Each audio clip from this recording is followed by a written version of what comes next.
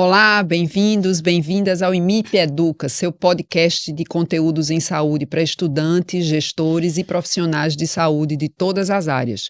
Aqui você fica por dentro do que existe de mais atual, com fundamentação científica, com experiência do IMIP, para fazer a diferença na sua formação prática e profissional. Hoje vamos falar sobre parto seguro e respeitoso. Hoje eu estou muito feliz, mais do que nunca, estou me sentindo em casa, né? Porque eu sou ginecologista e obstetra de formação e estou com essas três queridas aqui que vão falar, que tem muita legitimidade para falar sobre a causa, são militantes de tudo que é de boas práticas em relação ao parto. Então, vou apresentar a minha co-host, Flávia Anchieli, que vai me ajudar a conduzir essa tarefa aqui do bate-papo. Flavinha é graduada em Medicina pela Universidade Federal de Campina Grande, residência em Ginecologia e Obstetrícia pela UFPE, mestre em Saúde Materna e Infantil aqui pelo IMIP, doutora também em Saúde Integral aqui pelo IMIP, e hoje eu tenho o prazer de dividir com ela a gestão daqui do IMIP. Ela é diretora também médica do IMIP. Bom, nossa primeira convidada é doutora Viviane Araújo. Viviane é enfermeira obstetra, mestre em ebiatria, é responsável pelo Centro de Parto Normal do IMIP, desde que inaugurou, né, Vivi, na versão nova. Na versão nova. Instrutora do Centro de Simulação da FPS. E a nossa outra convidada é outra querida, né, doutora Gláucia Guerra, bem conhecida de você, já participou de vários outros IMIP Educa Cast. Gláucia, que é médica obstetra, ela é preceptora da gestação de alto risco da residência de ginecologia e obstetrícia do IMIP, doutora em ginecologia e obstetrícia pela Unicamp e é atualmente a coordenadora do nosso Centro de Atenção à Mulher. Gente, sejam muito bem-vindas. Obrigada. Bom dia. Bom, como eu comecei dizendo, a gente vai tratar de um tema hoje que é extremamente importante e eu acho que está muito alinhado com o projeto Perenidade do IMIP, que tem na sua essência um cuidado integral para todos. Uhum. E eu acho que a abordagem que o IMIP traz na obstetrícia, no cuidado com a mulher, é um grande exemplo de integralidade.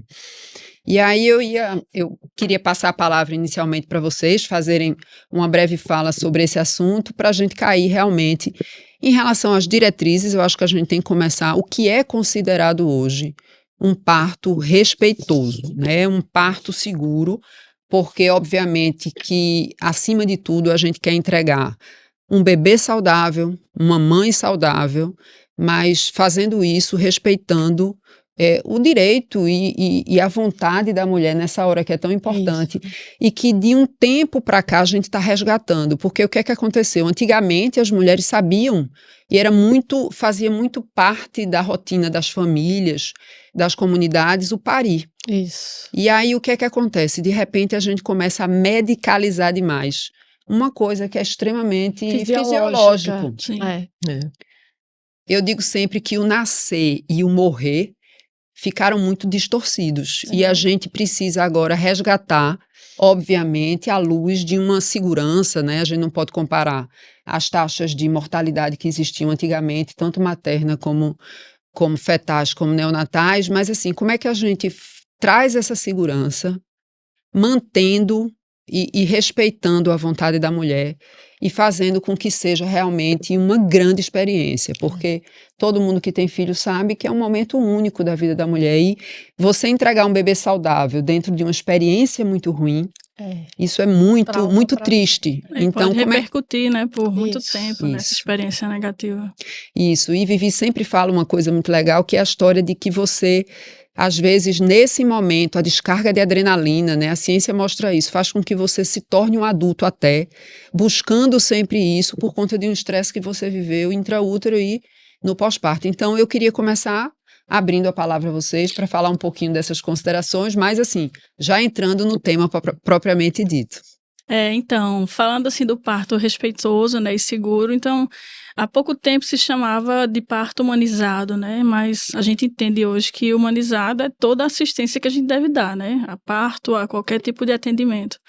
Então, tem tentado se falar sobre isso na perspectiva de garantir qualidade da assistência, né, baseada em evidências, tomar condutas que tenham justificativas, que mostrem a evidência que vai dar um benefício para aquela mulher, mas ao mesmo tempo incluir ela no processo, né, que é quando a gente trabalha esse parto do respeito, incluir ela nas decisões, explicar o que é que vai acontecer, né, incluir a família no processo, e não tornar apenas uma paciente, né? Que é aquela pessoa que você atende, define o que vai fazer e ela acata. Então, é um momento de você negociar e mostrar, né? As condutas, o que é que pode acontecer, o que é que ela pode decidir, fazer diferente, né? Acho que é um pouco isso, né, doutora Glaucia? Verdade. E como a Adriana começou a falar em relação à perenidade do IMIP, a gente não pode deixar esquecer, né? Que o professor Fernando Figueira, que foi um dos fundadores, o grande mentor, ele dizia: o obstetra é o primeiro pediatra da criança. Então, a importância desse pré-natal bem feito, respeitoso, é fundamental. E pensando nisso, o professor Fernando Figueira convidou o doutor Luiz Carlos Santos. Não podíamos não falar dele, né? Na verdade, em 1987, né, iniciou a maternidade. Antes já tinha atendimento à mulher, porque a preocupação dele era cuidar da mãe da criança que veio doente. Então, é muito importante isso. Então, realmente, assim, quando eu decidi fazer obstetrícia e ginecologia, eu decidi na semana da prova que eu ia fazer, porque até então eu seria pediatra. Olha só. Aí não deixa de ser, né? De repente mudei de ideia e realmente assim me apaixonei a partir do momento que começa a praticar, né? Em relação à orientação, profissionais de saúde, de privado, público, eu acho assim, se você fizer o pré-natal seguindo a orientação do Ministério da Saúde, seu pré-natal está muito bem feito. É verdade. Tá? Não precisa quase nada além disso, porque, na verdade, a gente não pode sair solicitando um monte de exame que não tem razão. Uhum. Isso implica em gasto, em custo e estresse para a gestante e os familiares, né? Porque não é solicitar todos os exames que vai me dar tranquilidade. Então, na verdade, é o que vai dar segurança. É o que Vivi diz, a gente tem que fazer o que tem baseado em evidências e está disponível no Ministério, na OMS, para todo mundo. A Febrasgo tem várias normas. Então, para a gente fazer um pré-natal, uma assistência adequada, não precisa recorrer a muito doutora detalhe. Gláucia, e esse ponto do pré-natal é uma coisa muito importante, né? Porque quando a gente vai avaliar as causas de prematuridade, tem relação com doenças que são controláveis durante o pré-natal, né? E assim, e aí eu queria que onde vocês falassem um pouquinho sobre essa construção do momento do parto durante o pré-natal, porque como a senhora falou, a exame, se estressa a paciente e querendo ou não, isso afeta no momento do parto, né? Porque quer ver assustar uma mulher parto normal, diga que a gestação é de alto risco. Né? Então, assim, ela foge do parto normal porque a gestação foi classificada como alto risco. E já que vocês começaram a falar das recomendações, em relação ao papel da enfermeira e do médico nesse pré-natal, que eu acho que é bem interessante, e quais são os outros profissionais da equipe multi que agregam e que participam nessa integralidade do cuidado? Falando assim da integralidade ainda, né, e falando mais diretamente sobre o centro de parto normal, aqui no IMIP há muito tempo a gente tem esse atendimento por enfermeiros obstetras, desde o pré-natal, emergência, centro de parto normal, que a gente faz o atendimento ao parto, né, o pós-parto, que a gente está retomando agora as consultas pós-parto. Estamos implementando as consultas de planejamento reprodutivo e integrando, concluindo, né, o atendimento, voltando ao atendimento da puericultura do bebê que está nascendo aqui, né? Pelo menos o baixo risco, a gente está conseguindo esse processo. E sobre a equipe multi, né, eu acho que é indispensável, né, não tem como a gente trabalhar só. Inclusive o centro de parto normal só existe graças a que vocês acreditam, né, vocês estão na gestão, acreditam nesse processo e a gente consegue trabalhar em equipe, né, a gente tem o serviço de alto risco também, e temos a equipe de suporte, né, quando a gente tem alguma intercorrência. Então, acho que é fundamental, não tem como a gente estimular o parto normal, tentar voltar às práticas se a gente for trabalhar isso isoladamente. Se a gente for trabalhar grupos médicos tentando de um lado e grupos de enfermeiros tentando de outro, eu acho que as equipes têm que se integrar, né, porque os conhecimentos são diferentes, né, então se você não integra, você fica sem força, né, eu acho que a gente tem mais força quando a gente integra esse trabalho. Na verdade, assim, para a família, para gestante, é só benefício. Quando se trabalha em equipe, né? Nutricionista, fisioterapeuta, enfermagem, o papel das doulas, né? Que desde há 3 anos que faz parte do Ministério do Trabalho, classificação das doulas, né? Elas têm como recolher INSS e tudo. Então, na verdade, é muito mais tranquilo um parto com equipe multi. É muito mais prazeroso, sabe? Na verdade, a família se sente muito protegida. Isso. Né? E sobre o que Flavinha perguntou, do preparo do parto no pré-natal, né? Então, existe uma prática que é o plano de parto, né? Que se recomenda que se faça no pré-natal. Então, isso é a ideia, a gente trabalhar isso no pré-natal. A gente tem trabalhado isso no pré-natal aqui posso falar pelo de baixo risco, a gente tem tentado fazer isso. E estamos retomando também as atividades educativas, né? As rodas de gestante. A gente teve a primeira ontem.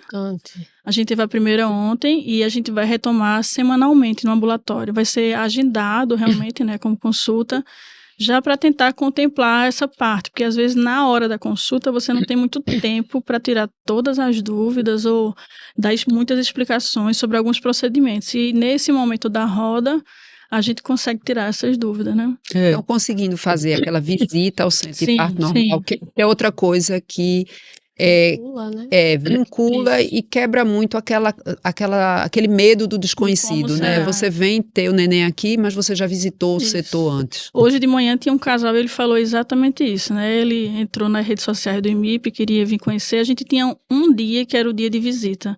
Só que hoje a gente recebe qualquer horário, de manhã ou de tarde. Quem chegar para visitar, e as pacientes do pré-natal, quando termina a consulta, a gente vai lá no centro de parto normal. E o casal de hoje falou exatamente isso, que eles estavam se sentindo seguros, estão fazendo pré-natal com a Adriana Gris, não porque é alto risco, mas porque ela teve uma dificuldade para engravidar e gostaria de parir lá. Aí ela queria conhecer para ver se sentia a mesma segurança que ela estava sentindo com a Adriana. E aí eles ficaram super tranquilos, né? Então, realmente faz diferença quando você conhece o lugar, conhece a equipe, como é que funciona o serviço, né? Você fica mais seguro. E, na verdade, assim, pelo Ministério da Saúde, o ideal é que a gestante tenha no mínimo 6 consultas. E, realmente, a gente deve pegar uma dessa consulta para discutir sobre o parto, né? Tirar os medos, explicar. Porque, no caso do IMIP, como também é uma gravidez de risco, então, muitas dessas mulheres vão precisar de uma antecipação do parto. Sim. E fazer uma indução. Então, para elas, é muito novo aquilo. Totalmente. Então, é um pouco assustador. Então, a gente precisa conversar sobre essa situação, sobre a importância. Assim, por quê, então? Então, por que não fazer logo uma cesárea? Não é mais fácil? Não, não é mais fácil. É fácil para o profissional de saúde fazer a cesárea. Arriscado, né? Mas tem mais risco para as mulheres. E a recuperação de um parto normal, mesmo que seja induzido, é muito melhor, né? E a gente tem que saber que o feto passar pelo canal de parto, já começa uma proteção ao longo da vida, né? Porque, na verdade, o bebê ele entra em contato com as bactérias da mãe antes de entrar com a bactéria hospitalar. Então, isso aí é, inclusive, aquela noção da epigenética, né? Da mudança. Reforço da imunidade. Reforço da imunidade. Então, na verdade, o benefício de poder parir normal é maravilhoso.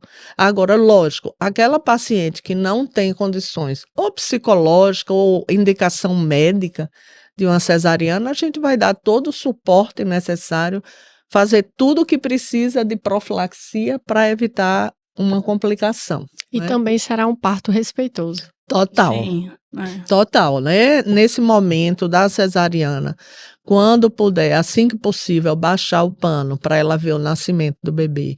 Assim que possível. Faz o contato. O clampeamento do cordão não precisa ser rápido, precoce. Pode ser de uma forma, essa transição do bebê para o exterior ser de uma forma mais suave.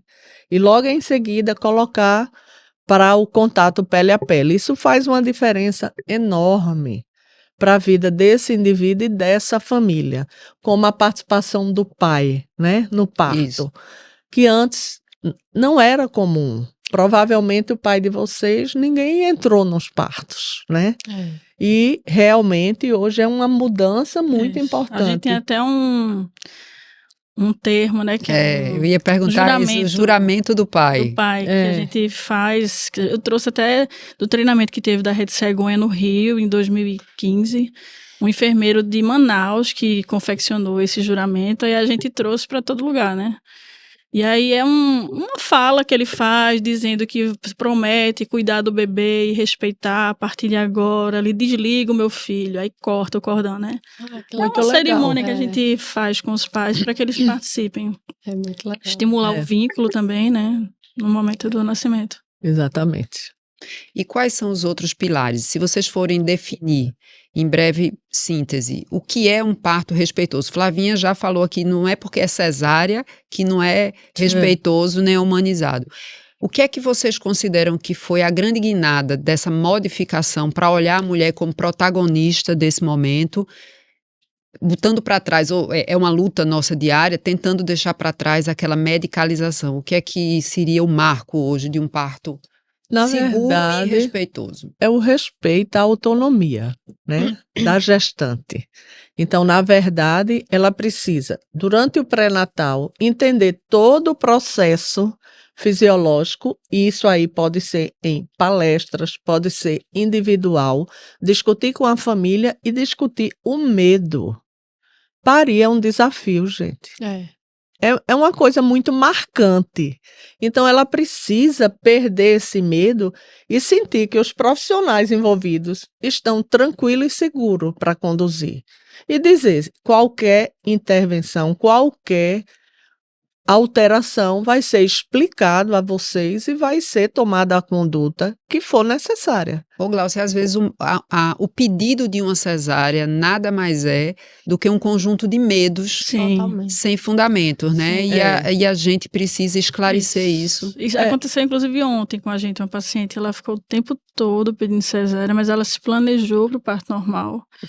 E aí foi ficado o tempo todo, né, lá com ela, o apoio, então até que o bebê nasceu e deu tudo certo, assim, né, ela ficou bem, né, ficou tranquila, mas na hora do parto, às vezes tem essa insegurança, né, então é importante que tanto o profissional como o acompanhante que vai ficar com ela na hora do parto participe desse processo, né? Porque o acompanhante é importante também ser orientado. Às vezes a gente orienta muito a gestante e não orienta muito o acompanhante. Então ele se assusta quando a mulher vomita, quando a mulher diz que quer uma cesárea, né? Quando o trabalho de parto se prolonga. Isso. Aí se a gente consegue conversar e se aliar nesse processo, então é mais fácil, né? Passar por isso. Doutora Gláucia e Vivi, falando disso, do parto se prolonga, ultimamente a gente teve uma mudança no partograma, né? E aí eu queria que vocês falassem um pouquinho, porque assim, passa a indicação da cesárea, por vezes passa pela paciente e muitas vezes passa também pela insegurança do profissional na condução daquele trabalho de parto, né? Sim. O partograma, o que a gente usou há muito tempo, né, foi baseado em pesquisas de partos que aconteceram com intervenções, né? Foram partos que fizeram ocitocina, foram apressados. Então, quando a gente contabilizava o tempo do bebê nascer, era curto, né? Comparado com as mulheres de hoje. E a alimentação da gente hoje é diferente, né? A atividade física das pessoas é diferente. Então, o parto acabou sendo um pouco mais prolongado. E aí o partograma hoje foi ajustado exatamente pensando que não tem esse tempo, esse horário marcado para certas mudanças, né? A gente tem um período de de cuidado, né, de garantia de que está tudo seguro naquele intervalo, mas aí você avalia o contexto geral, não é só em quantas horas pariu, né? Quanto tempo foi a dilatação, a descida, se tinha contração ou não, então tem que se avaliar o contexto total, né? Não só a dilatação e se foi rápido, né? Tem todo um contexto que é avaliado. E na verdade, assim, durante o pré-natal, inclusive, eu pergunto e oriento, sempre orientei aos médicos residentes, perguntar como foi o parto da mãe. Então, eu gosto muito de saber a história da mãe, da paciente, né, da gestante. Como foi? Ah, doutora, minha mãe foi cesárea. Teve trabalho de parto? Não, porque passou da data, 40 semanas. Então, são coisas que vai mudando, né? Aí a gente já começa a explicar a ela que passada a data seria 42 semanas e que provavelmente se tivesse aguardado mais uma semana, poderia. Mas explicar para ela que a mãe dela teve ela numa época que a taxa de cesárea era muito alta no privado. Então, isso aí reflete. Então, você preparar a família para esse parto, que a gente não sabe quanto tempo vai demorar. Então, se eu estou acompanhando uma assistência ao trabalho de parto, o bebê, a ausculta boa, bebê mexendo, pressão normal, tudo normal, eu posso esperar quanto tempo a mãe solicitar. E por isso que é importante a equipe multiprofissional, porque um indivíduo só não aguenta, né? Então, você tem que ir. Então, por isso que a possibilidade de uma gestante ter um parto normal no serviço público do SUS é muito maior, porque o Sistema Único de Saúde funciona como é na Europa, nos Estados Unidos. Quem assiste o parto normal é a equipe que está de plantão. As enfermeiras, as midwives, né? Que são e tem médico de plantão para qualquer intervenção. Então, quando uma gestante daqui vai morar fora em Portugal, ela estranha, porque não. Mas lá a médica disse que não vai marcar, vai esperar. Então, a gente está começando a mudar essa cultura, né? Está resgatando. Então, eu acho que a obstetrícia está passando por um momento muito bom, que está resgatando o fisiológico, resgatando a paciência, né, da gente aguardar, acalmar a família. E a participação da enfermagem é fundamental nesse processo. E eu acho que até a classificação da cesárea em relação à necessidade, exemplo, a classificação de Hobson, ele separa muito o joio do trigo, né?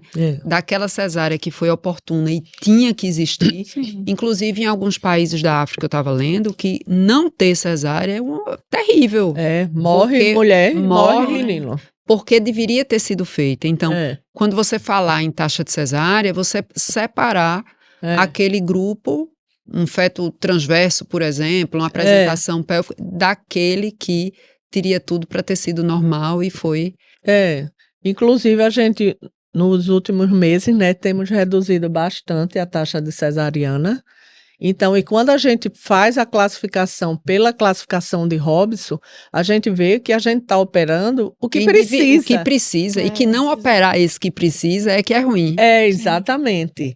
Então, e com o CPN, então, melhorou muito. Então, agora em maio tivemos 44% de taxa de cesariana, que estávamos acima de 50%, e quando inclui as pacientes CPN, ficamos 40%. Porque também vem pacientes de baixo risco, né? Como aqui é alto risco, a gente acaba tendo mais cesárea do que outros serviços, né? E tem sido sempre um desafio da gente dizer também e mostrar à população de que a gente não é só um serviço de alto risco, né? Que a gente tem. Inclusive, eu queria que Vivi falasse um pouquinho daquela ambiência tão legal que é o centro de parto normal. Sim. Não tem parto normal só no centro de parto normal, mas a gente tem a vantagem de ter construído um centro de parto normal absolutamente adequado às normas do Ministério da Saúde, né? Sim. Diga aí como é o nosso centro de parto normal e Aquele diga que você paraíso. ganhou também um painel lindo, todo desenhado do marketing. O centro de parto normal no MIP, assim, ele mudou essa nomenclatura, né, nessa última reforma. Ele já existe, na verdade, desde 2003, né, que era o PPP, que era pré-parto, parto e pós-parto, que funcionava dentro do pré-parto, né.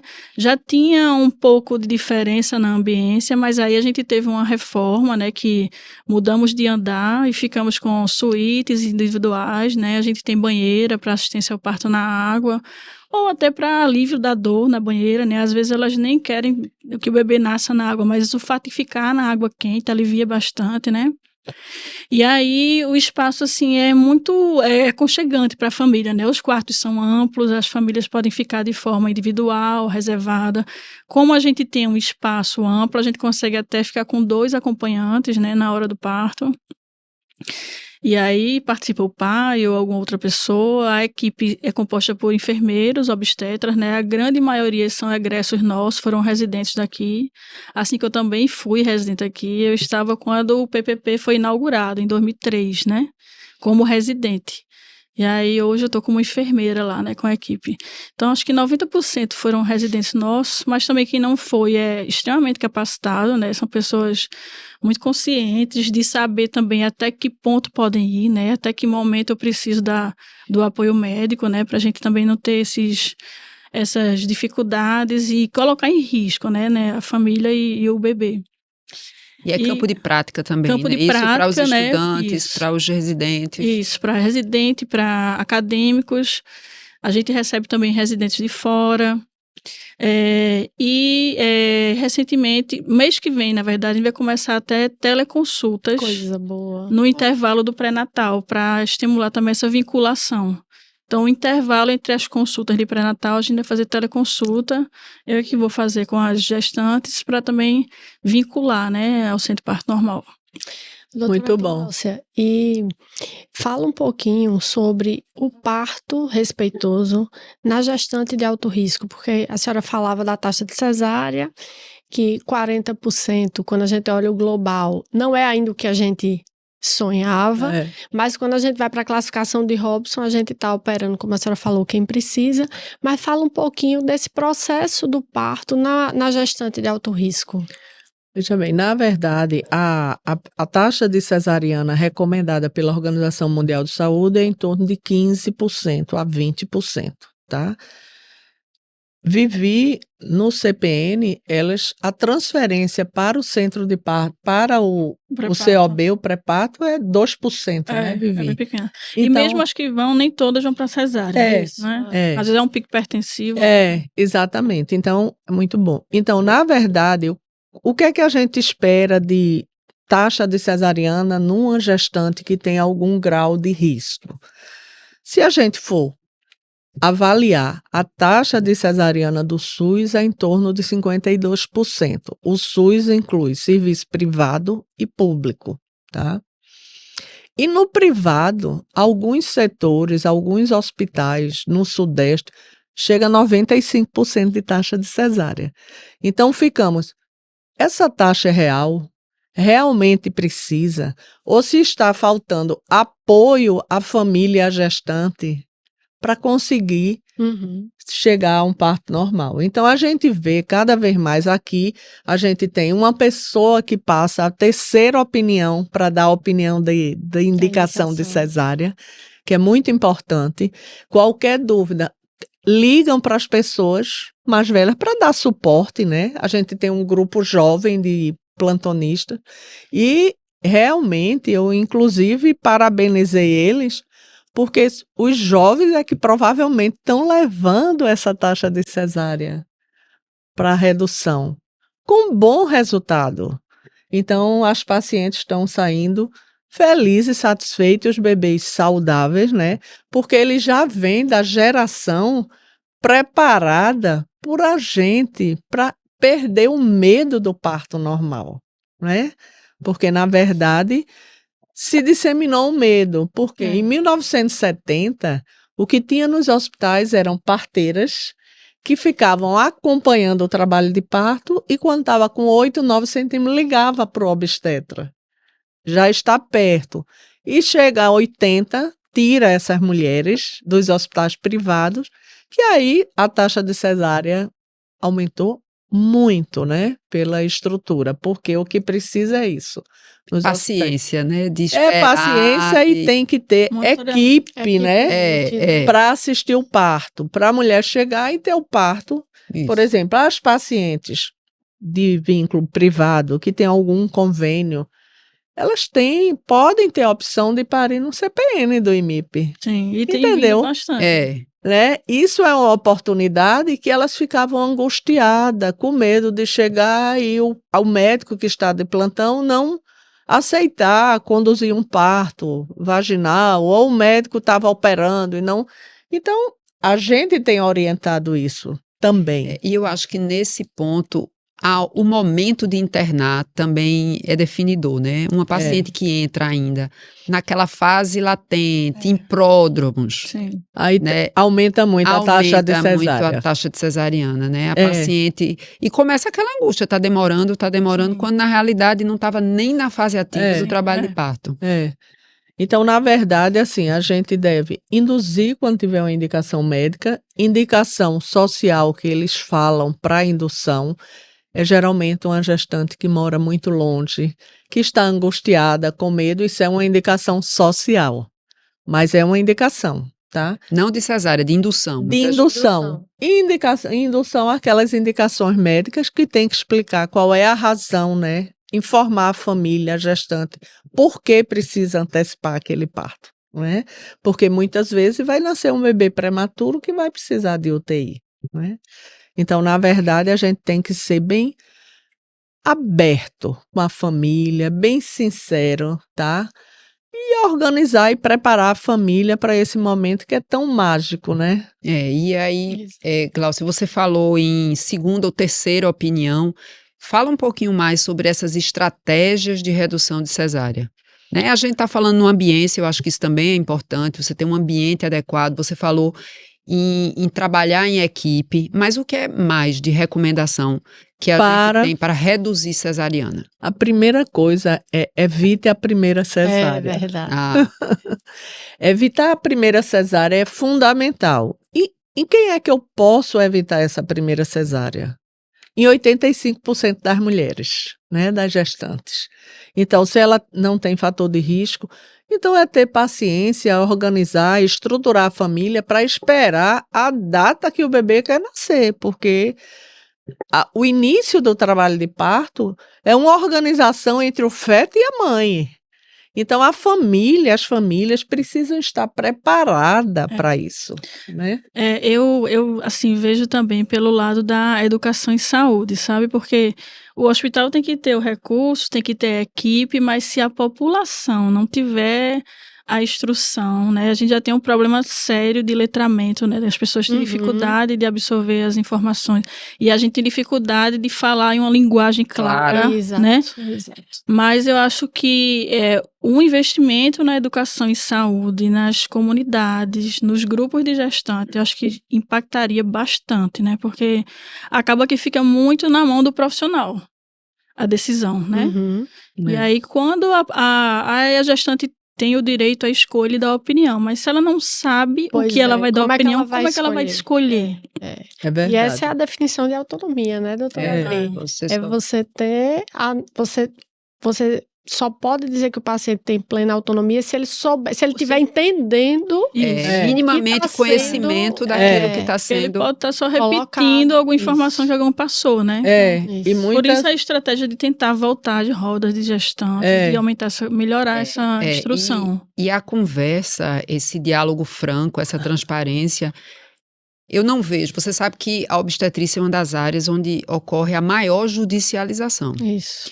E aí, quando a gente vai olhar o porquê que acontece isso com a obstetrícia, e você vai e entra a fundo na questão, muitas vezes falta de informação, né? Entendimento. E de interação com a equipe, dizer, né? A empatia é fundamental, porque, inclusive, assim, dos profissionais que mantêm, às vezes, a gente tem amigo de consultório, né? Que você cria vínculo. Tanto o pediatra com a família, o obstetra, e depois é um oncologista que cria. É. Um vínculo enorme.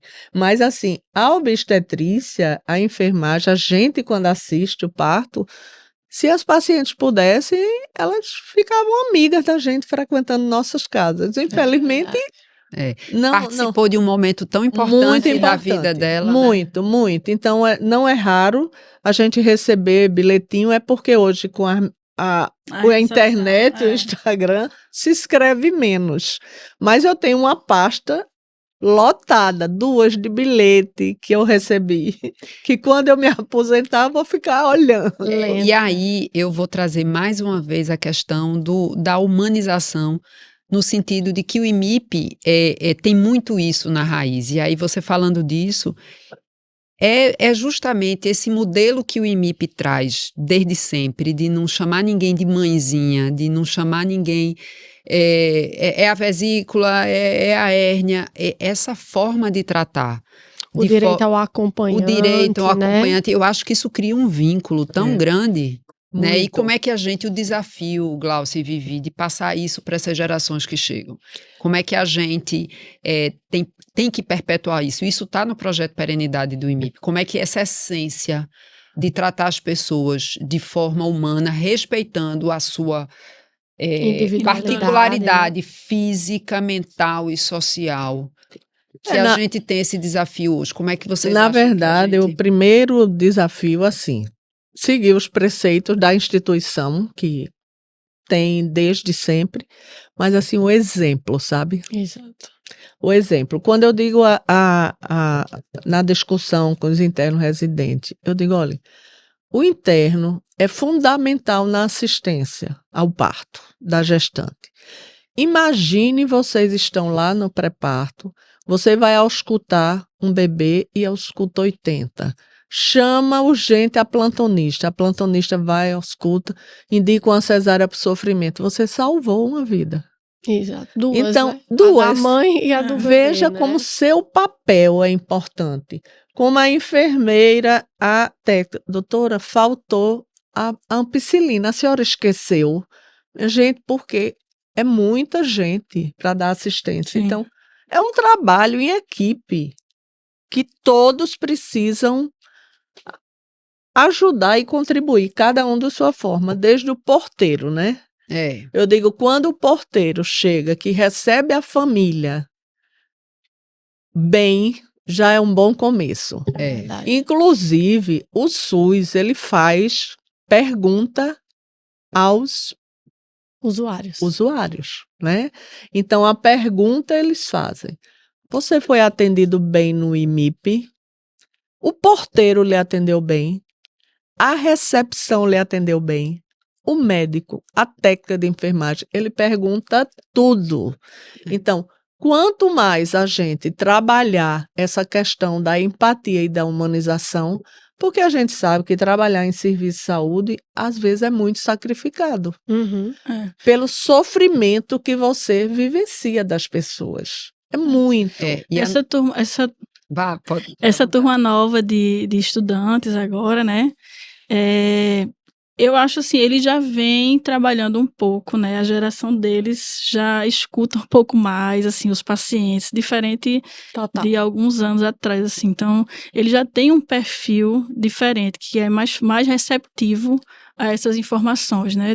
E a interprofissionalidade também, né? Sim. A impressão que dá é que a gente realmente está caminhando para uma relação mais harmônica, né, com essa nova geração. Se bem que no IMIP tem um perfil diferenciado, né? Então, a gente, como aqui a essência daqui é essa, então todo mundo que está aqui é assim que a gente trabalha, a gente sabe, né? Às vezes em outros serviços a gente tem um pouco mais de dificuldade, mas aqui a gente tem claramente essa facilidade. Acho que todo mundo fala, os médicos, os enfermeiros, todo mundo fala que aqui a gente tem mais facilidade nessa comunicação. É o jeito IMIP de fazer e que a gente quer que dure, que perdure. Inclusive, outros profissionais, colegas, médicos que a gente trabalha junto, tudinho, ele me explica uma coisa.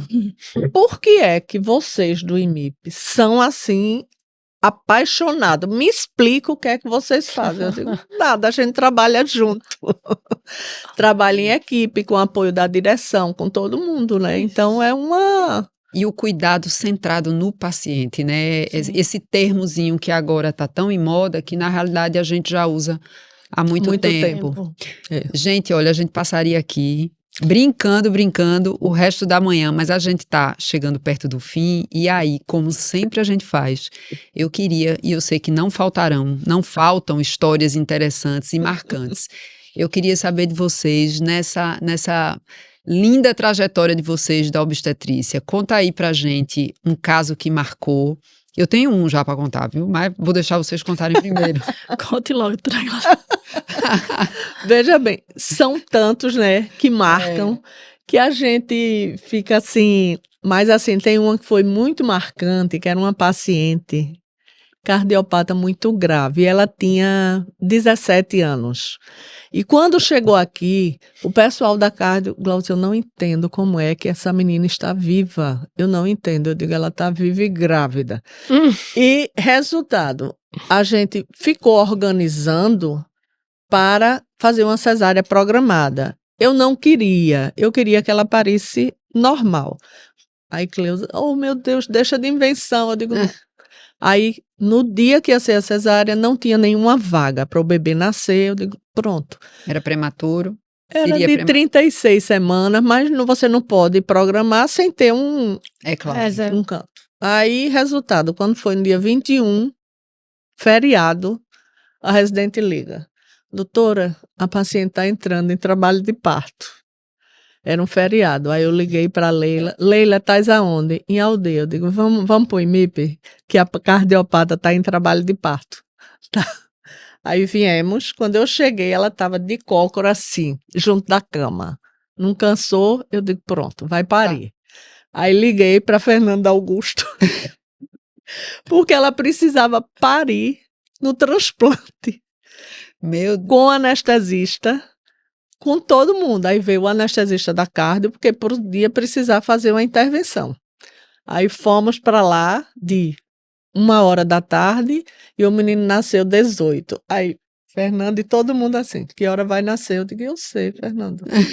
Fica que hora aí vai com nascer? A gente. Fica aí, vamos conversar, tomar o café. Cleusa em Gravatar, ligando. Eu sei que a menina nasceu.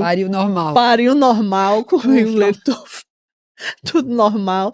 Aí quando foi no outro dia, a gente ficou na UTI, no outro dia eu fui ver ela, doutora, eu quero tirar uma foto, como vocês, tudinho. Tá bom, aí tiramos a foto e ela ficou bem, o bebê, mas ela era tão grave que com 5 meses ela foi a óbito. Nossa. Mas é uma coisa bem marcante, né? Entendo. Que não era o parto que ia provocar, entendeu? Aí foi bem emocionante, porque toda a equipe de anestesista, do pé, o pessoal da ANEL, da enfermagem, foi tudo para lá. Foi, assim, um momento bem especial. Que lindo. Assim, são tantas histórias, né? Que aí agora eu fiquei, meu Deus, que história eu vou falar?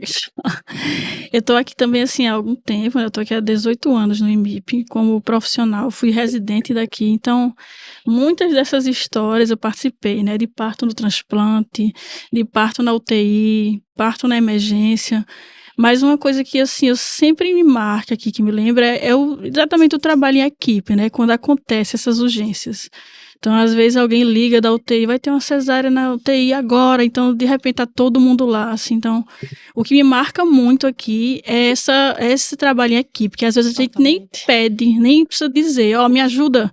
Quando você olha para o lado, tá todo mundo lá já para ajudar, né? Então, o que me marca muito aqui é isso, é essa certeza que você tem um suporte, né? Que você não está trabalhando só, né? Exatamente. Isso é muito importante. Em obstetrícia, né? Mais do que fundamental. Bom, a minha história é o seguinte, eu em clínica privada, eu não faço mais obstetrícia, né? Com essa vida de gestão, deixei um pouco a obstetrícia e faço ginecologia.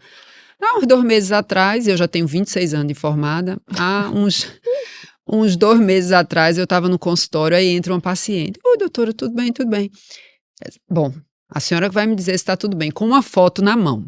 Aí, eu olhei, há 24 anos atrás, com um bebezinho no colo. Ela entrou com a mãe, ela disse, olha, eu achei até que era eu com a minha filha. Ele disse, não, esse é o meu filho, que a senhora fez o parto há 24 anos atrás.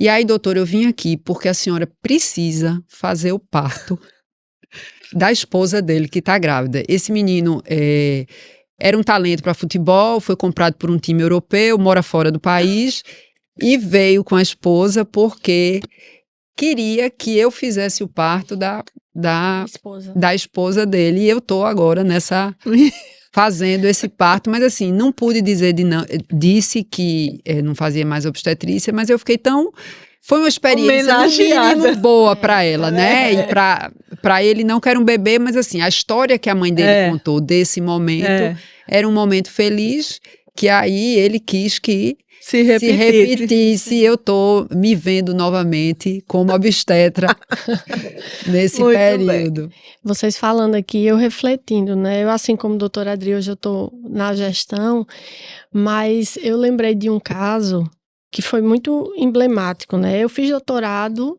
em anemia falciforme, né? E aí é uma população muito sofrida, e o doutorado foi, aliás, desde o mestrado, né, trabalhando na gestação dessas mulheres. E é isso que eu estou aqui no IMIP fazendo esse atendimento. Chega uma paciente e faz assim: a senhora não lembra de mim?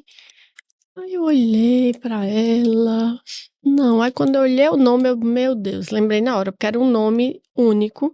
Essa paciente tinha sido minha paciente na época que eu era residente. Uma paciente que chegou ictérica lá no Hospital das Clínicas, já com 32 semanas, ficou muito grave, foi para UTI e ela era uma adulta que não tinha tido diagnóstico de anemia falciforme. Já pensou? E teve naquele internamento, né? E ela chegou e disse: olha, graças ao seu cuidado, porque eu sempre fui um pouquinho neurótica com um paciente grave, eu sempre fiquei muito apegada, colada e tal. E aí ela chegou para mim, porque aí no EMOP divulgaram que a gente estava fazendo esse trabalho, e agradecida desse olhar diferente que tinha tido lá no pré-natal. Então é uma história que me marca, né? Que aí ela estava viva, o bebê estava vivo. Depois disso eu fiz o pré-natal do segundo filho, então é uma história que lembrei agora. E a obstetrícia sempre traz boas histórias, né, pra gente. Total. A medicina em si. A medicina. Gente, estamos chegando ao fim. Eu queria agradecer muito a Viviane, a Glaucia, a Flavinha. Foi um bate-papo muito legal. Espero revê-las em breve. E aí eu vou dizer agora a vinheta aqui. Se você curtiu esse conteúdo, acesse nosso site e fique por dentro de mais conteúdos gratuitos, além de cursos que farão toda a diferença na sua vida profissional. Não deixe de se inscrever também na nossa newsletter no site. Se você está ouvindo nas plataformas digitais, a versão em vídeo está disponível no YouTube. Não deixe de se inscrever no canal e seguir nas nossas redes sociais e interagir bastante conosco. Obrigado pela audiência e até o próximo episódio.